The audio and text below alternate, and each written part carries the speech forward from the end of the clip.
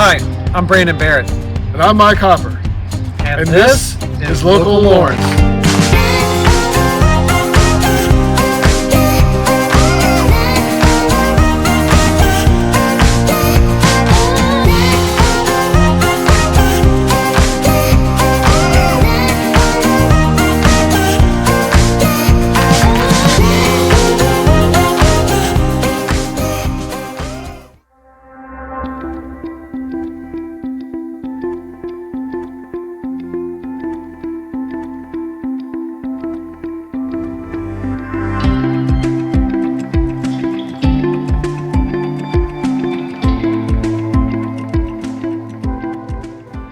Hey, this is Mike Hopper with Local Lawrence, and I'm on the scene with Alex Robbins at the law office of Alex Robbins, located in Bedford, Indiana.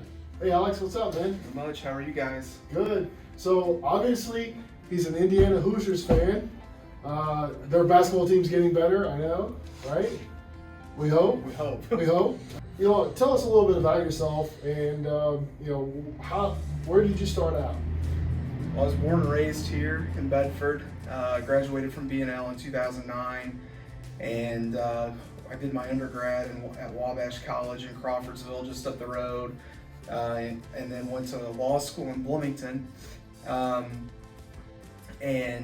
first job out of law school, I worked in the district attorney's office in Las Vegas. Since then, made a couple stops, worked as a prosecutor in Lafayette, worked in private practice in Bloomington, and then opened my own office, this office, in January of 2020, which was real good timing right before the pandemic. Right. You said you worked for a district attorney's office in Vegas. What was that like? Far different than anything that I do here. So I actually worked in their criminal appeals unit, so everything I handled was with people who'd already been convicted of crimes. They're appealing to the Court of Appeals or the Nevada Supreme Court, or filing what we call a petition for a writ of habeas corpus, and basically saying, hey, something went wrong with my trial, something went wrong with my lawyer, and I got a raw deal and I need something fixed. And so a lot of it, working in cases where somebody's convicted of murder or kidnapping or something, kind of a heinous crime, and it was really interesting. I had a case that I worked on worked against a firefighter named George TFA, who you can find his case if you go back and look at old 48 Hours episodes. Hired a homeless guy to kill his wife, who was a cocktail waitress at the Palms, and that kind of stuff was typical, and really not anything like what I see here on a daily basis. Well, yeah, Vegas, Bedford, Indiana, I'm sure there's not that kind of thing going on right now in Bedford, Indiana. You'd hope not. No, hope not. So then, when you went from Vegas, you went to where now? Worked in Lafayette, Tippecanoe County as a prosecutor there. Mostly prosecuted vehicular crimes, so I prosecuted probably 1,500 OWIs in about a year and a half that I was there. Reckless driving, people that drive without licenses, things like that, but also some violent crime and some drug offenses and things like that. Oh, okay, so you have a wide range of experience in your field. Like, you gotta be an expert on everything you do, right? You do when you're doing small town law, which is what I would call this, right? You get, I think probably most attorneys don't touch criminal defense or family law, things like that. They're dealing with transactions and, business law and things like that. But when you do, especially as a solo practitioner, if you're doing these small town law things, you've got to have at least a wide base of knowledge, and then try to become an expert on the thing that you're dealing with that's right in front of you on that day. And what is the main thing that you see most of? Drugs.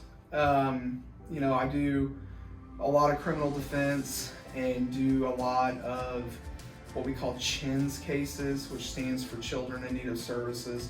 basically it's a family law case where DCS has intervened in a family, detained children from parents, and you know, really, I think a lot of being a small town lawyer right now is dealing with drugs and addiction.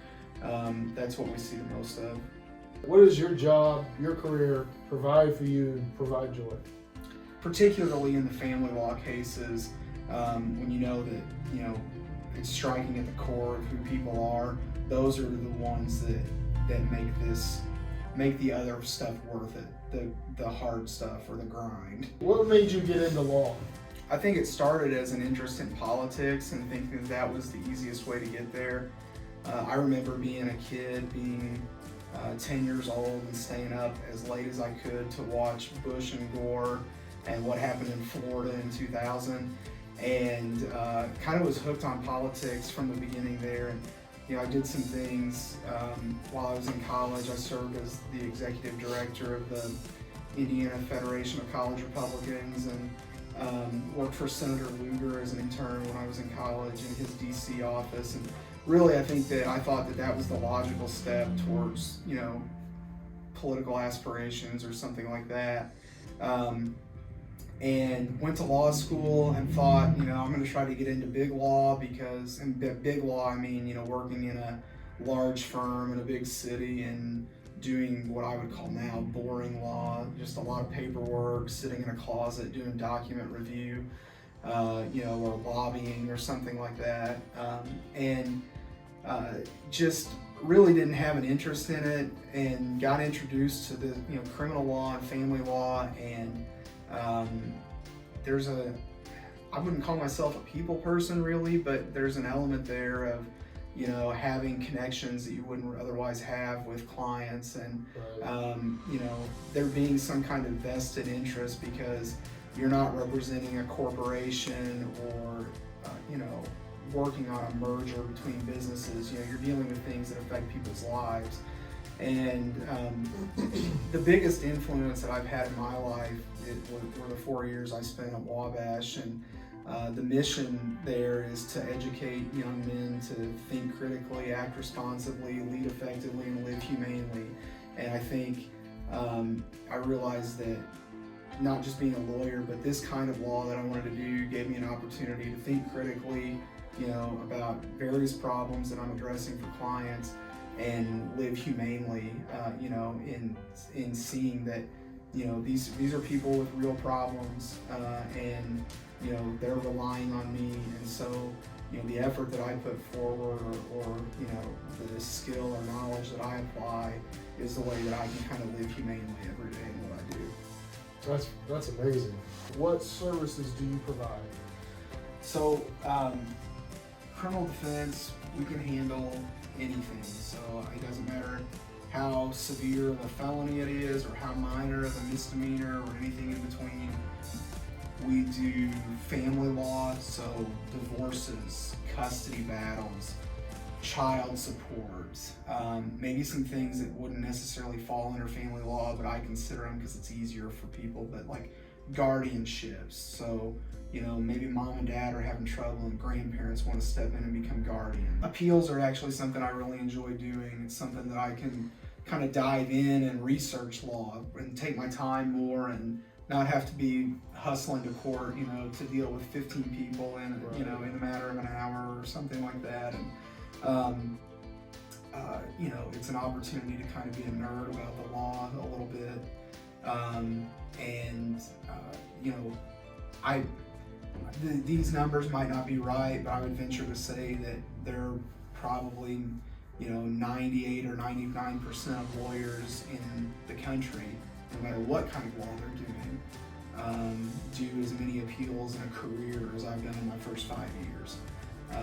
You know, I did over 50 appeals in Nevada, you know, in the district attorney's office in Las Vegas, and I don't know what the exact number is, but I'd say that in the last, you know, 2-3 years in private practice in Indiana, I've probably done between 30 and 50, and so, you know, I think a lot of times you find lawyers that, unless they're, you know, in appellate practice, you know, specifically, they've done, 1 or 2 in a career, maybe 5 if they're they stick at it for a while. And so that's something that I enjoy doing and really like it when a client, a private client calls and says, hey, I've got this issue, we lost in court or we won in court and somebody's appealing on us and, can you help? Because, I'm not to toot my own horn, but I'm probably more qualified to handle appeals than, most of the lawyers you can find around here. So I guess my last question is going to be, so if someone wanted to reach out to you and ask for your services, how would they get a hold of you?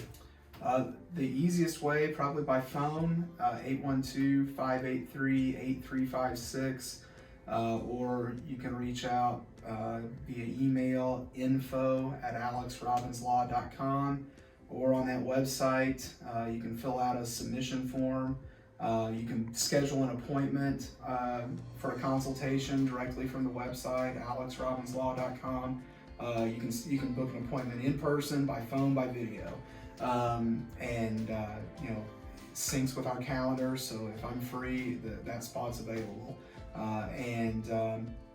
The other way is if you want to walk in here Monday through Friday from 8 to noon or 1 to 4, then somebody should be here most of the time, and if I'm not available, we'll at least get you on the calendar and see what we can do for you. Cool. Alex, thanks for your time, buddy. Yeah, thanks for having me. Appreciate it. Thanks a lot.